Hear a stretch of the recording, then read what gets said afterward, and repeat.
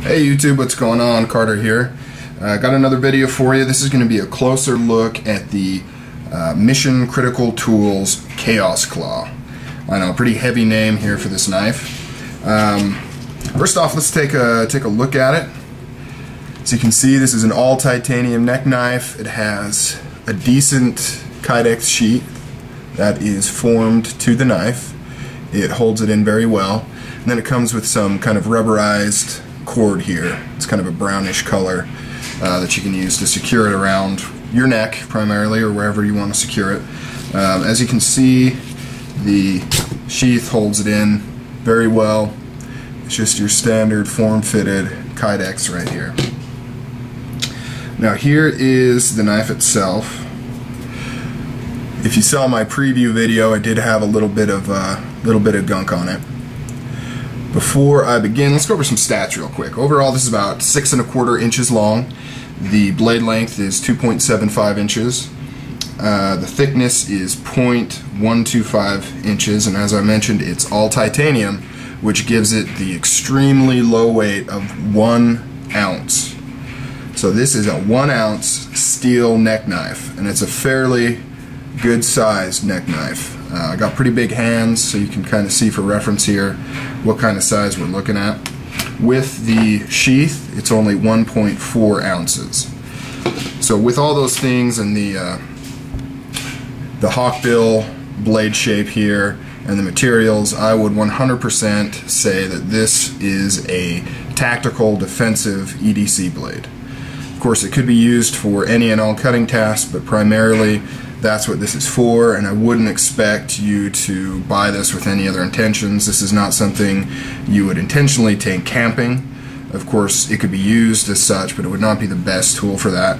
But what this does do is provide an extremely lightweight, deadly blade that you could carry around every single day comfortably. Finish on here, they call it a nebulous finish.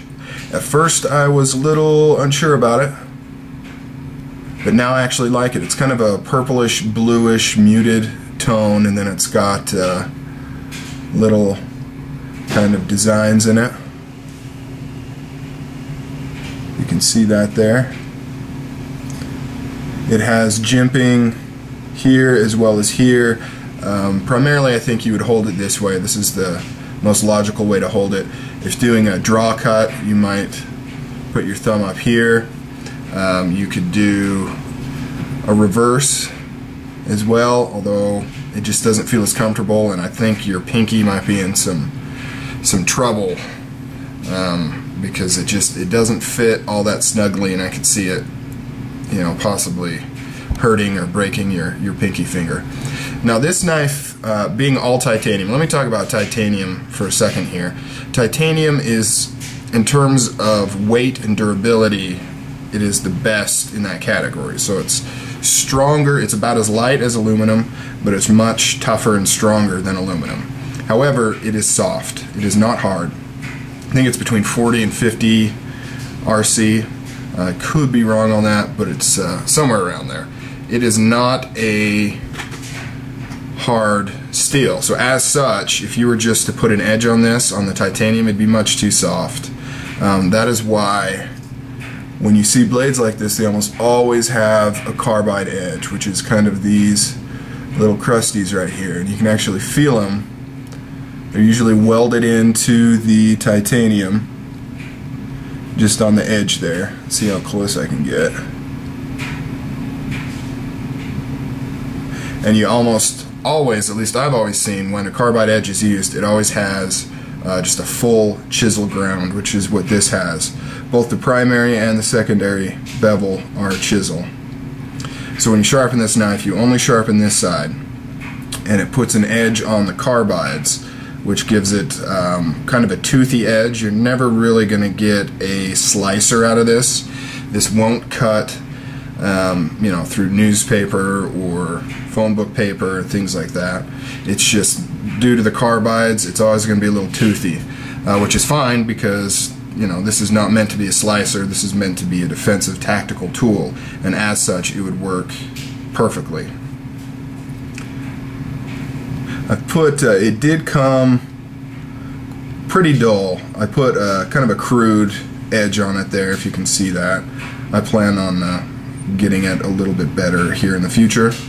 But it cuts. It'll cut paper. Not super cleanly, but it cuts paper as is. And I think I could get it to cut thicker paper very smoothly with a little bit more work on the edge. But like I said, with the carbides, it's never going to be a super clean slicer.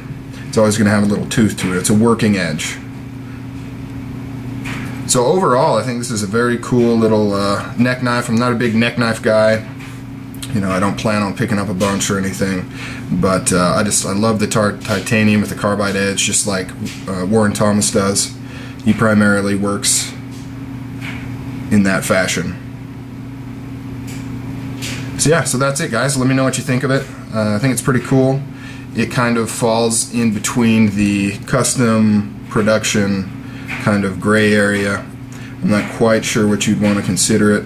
Aaron Harris is the guy behind this company. He doesn't have a lot of stuff out there right now. He's got a few custom blades, and then he's got these, and then he also has a bunch of other ventures, I guess. I don't know much about him. But I decided to go ahead and pick this up. I thought the finish was really unique, and I love the titanium and the carbides. So I hope this video helped you out if you have been looking at this or just curious about all titanium blades. Alright guys, take it easy.